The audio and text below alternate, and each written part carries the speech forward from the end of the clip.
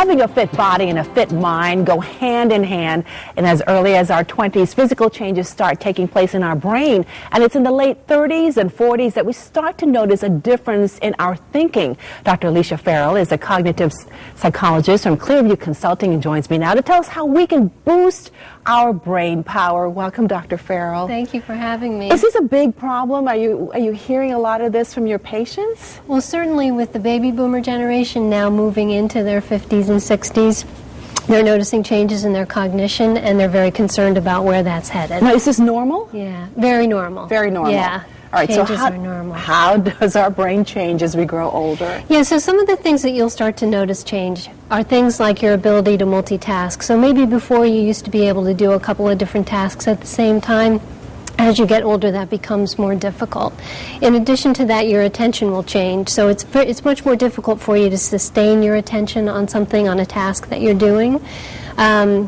And your short-term memory ability will also change. So you'll find yourself forgetting things like where you put your keys, where you put your glasses. So don't get frustrated when that happens, because it's normal. It's frustrating. You're going to get frustrated, but it's so totally normal. I go to the grocery store and I forget what I had to get. I mean, there are things that I forgot. I really need to write it down. Yes, yeah. So there are things like that you can do to compensate for the kinds of changes that are happening in the brain. Right. The short-term memory, you say, starts to decline.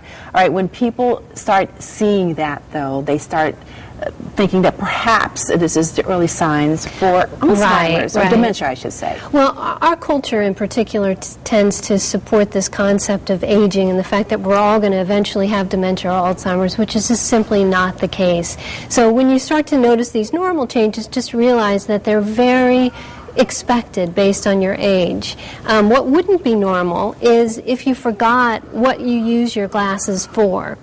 So if you forgot where you put your glasses, that's extremely normal. If you forget what you use them for, what you should be doing with them, that's not normal. That's a sign of beyond mild cognitive dementia. Also, you say you start to forget names and where our information comes from. Yeah, so one of the things you'll know, I mean, some of us are not good at names to begin with, exactly. But as you get older, that's one of the areas that you'll notice some decrements in, is your ability to remember names. Also, you'll have a difficult time remembering where you heard something. So you might say, oh, I heard that on Channel 8. Well, no, wait a second, was that the New York Times? I'm not quite sure.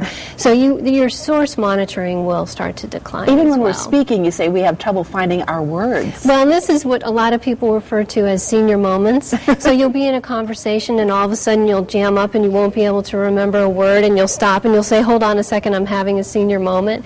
So you'll find that your speed of processing will actually start to slow down. So you won't be able to process, you won't be as fluent as you used to be. Of course, there's a science behind all of this. What's going on in our brain?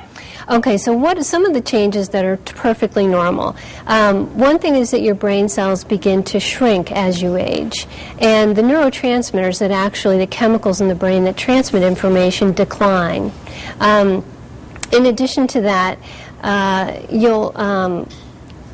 Basically, you're saying that the smaller AMTs or neurotransmitters decrease in the brain of the blood flow?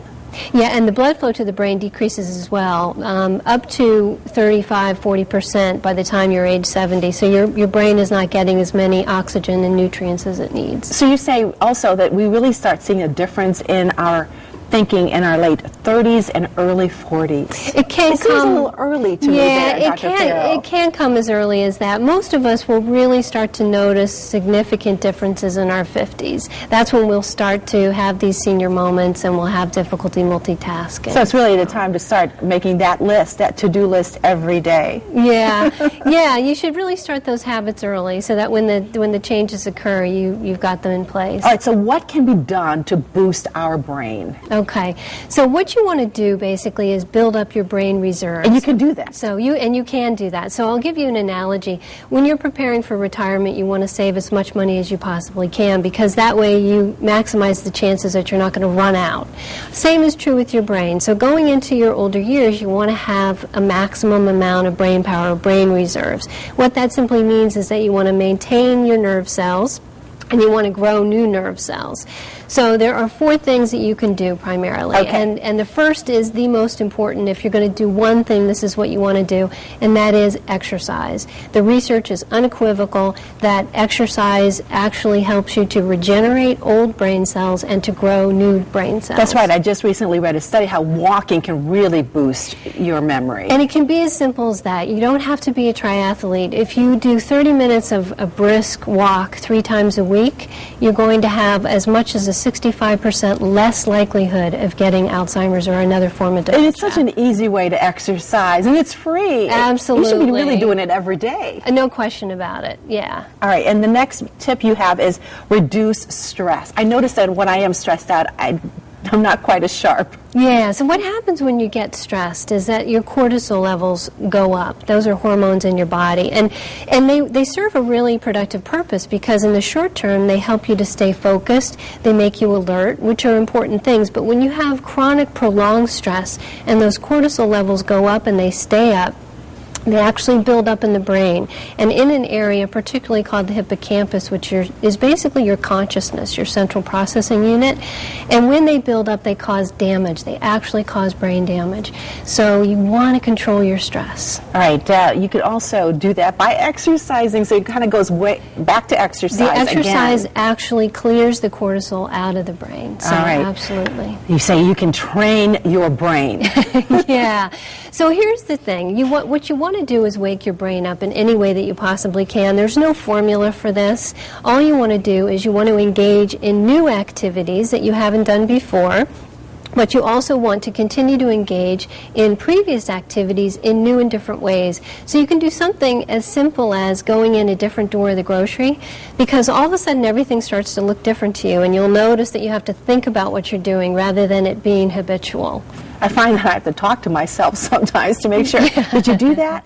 Now, when you also something else you were talking about, training your brain. I've also read about studies where if you actually play an instrument, that really keeps your brain sharp as well. Absolutely. Playing an instrument, there's research out recently, learning a new language. You don't have to get overly ambitious, though. To some people, it's an intimidating thing. It can be, yes. You don't have to take on, a new language later in life just to keep your brain alive. You can keep it pretty simple. It can be as simple as playing Scrabble or playing a video game. Playing video games, in fact, have been found to be extremely productive in keeping the brain cells alive. Yeah. I don't know how many senior centers I've been to where they have the Wii now. Oh yeah, that's excellent. Yeah. It is. I mean, and the senior citizens love it, and it keeps them active and their brain's thinking. And they have the Wii now for balance as well, which improves the balance of the elderly, and in doing so, actually grows new brain cells. All right, and of course, healthy eating habits. Yeah, healthy eating is critical. Nutrition is critical, and I think you're having this segment. They're going to be talking about exactly how that's all related. But one thing I did want to mention, particularly about nutrition and body mass and body fat, is that the research is coming out that the visceral fat that you tend to build up as you grow older in your abdomen area is particularly not good for your brain. So one thing that you want to try to do is to get that visceral, that abdominal fat down. And what's the connection? What it does is it raises insulin levels, and okay. Insulin is not good for the brain. And if you have a lot of visceral fat in the abdomen area, you also tend to have higher blood pressure and higher cholesterol levels. All right, very good. Right now we want to give a special shout out to Rush and Floss Dental Center for bringing us all of our health and fitness related segments throughout the year. Dr. Farrell, thank you so much for being here. Oh, thank you for having me. So much information. I enjoyed it. Thank you. Great. And we